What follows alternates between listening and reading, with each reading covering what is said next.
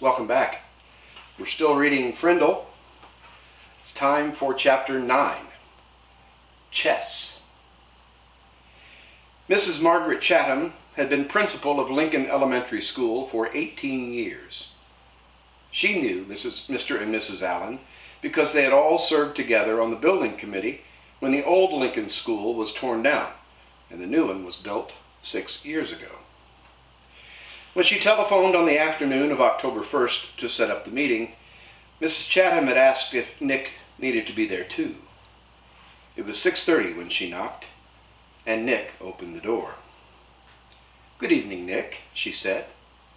No smile.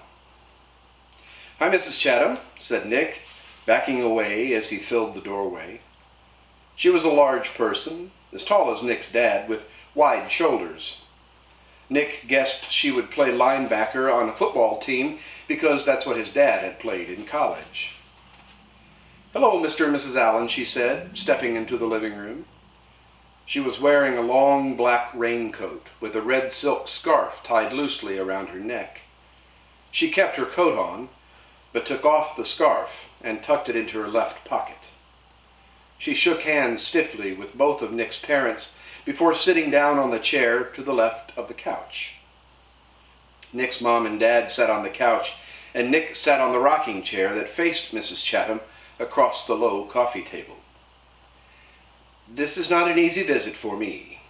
We are having some trouble at school, and it appears that Nick is in the middle of it." Then, while Nick's parents listened, Mrs. Chatham laid out the story as she saw it, Nick encouraging the other kids to use his new word, Mrs. Granger forbidding it, the ruined 5th grade class picture, hundreds of kids staying after school, and a general feeling that there was a rebellion at school with no one respecting the rules anymore. Nick watched his mom and dad while Mrs. Chatham talked, looking from one face to another. His dad was listening carefully, nodding and frowning. He looked embarrassed about the trouble, but his mom looked kind of annoyed. And when Mrs. Chatham finished her story, Nick's mom was the first to speak. "But doesn't all this seem like a lot of fuss about something pretty silly?" Nick sat quietly, but in his mind he shouted, "Hooray for Mom! Hooray for mothers everywhere!" His mom wasn't annoyed with him. She was annoyed with Mrs. Granger, maybe even annoyed with Mrs. Chatham. This was getting interesting. Mrs. Allen was still talking to the principal. "I mean, is there really any harm in the children making up a funny word and saying it? Does there have to be a rule that a word like this may not be used?"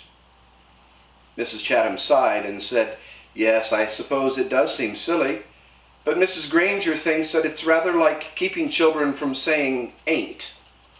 There have to be standards. That's why we have dictionaries. And really, the problem isn't so much the word itself, it's the lack of respect for authority." Mr. Allen said, "Mrs. Granger's right about that. There have to be standards. We can't have kids walking around saying ain't, can't we? Can we?" And that's when Nick piped in. "You know that big dictionary in Mrs. Granger's room? The word ain't is right there in the book. I looked it up, and there it was. I don't see why I can't use a word if it's in the dictionary. Mrs. Granger even said that her big dictionary was the law." Nick looked from face to face to face. That stumped them all. He had just launched a first-class thought grenade. "Well, yes, but, well, as I said, the word ain't and even the word frindle, these aren't the real issue here," said Mrs. Chatham. Mrs. Allen said, "Well, I think the real issue is Mrs. Granger's reaction to a harmless little experiment with language. It's an overreaction, don't you think so, Tom?" And Mrs. Allen looked at her husband. It was Mr. Allen's turn to look from face to face to face. He was lost. "Yes, well, sure. I guess so.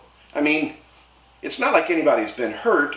It's not like vandalism or stealing or something like that. His sentence trailed off, and he rubbed his chin and stared thoughtfully through the window on the wall behind Mrs. Chatham. And while the three grown-ups sat there in an uncomfortable moment of silence, Nick had a sudden vision of what was really going on here. It was a chess game. Nick against Mrs. Granger. Mrs. Granger had just tried to end the game by using her queen, Mrs. Chatham, in her black raincoat, the Black Queen. Nick didn't know it until the attack was underway, but he had a powerful defender of his own. Good old Mom, the White Queen. And the game was not over. It would go on until there was a winner and a loser. Mrs. Chatham didn't stay much longer.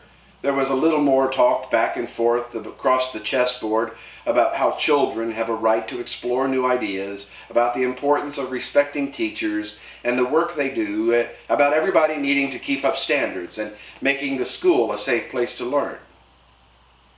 Then Mr. Allen offered Mrs. Chatham some coffee and banana bread, but she said, "No thanks. I really must be going now."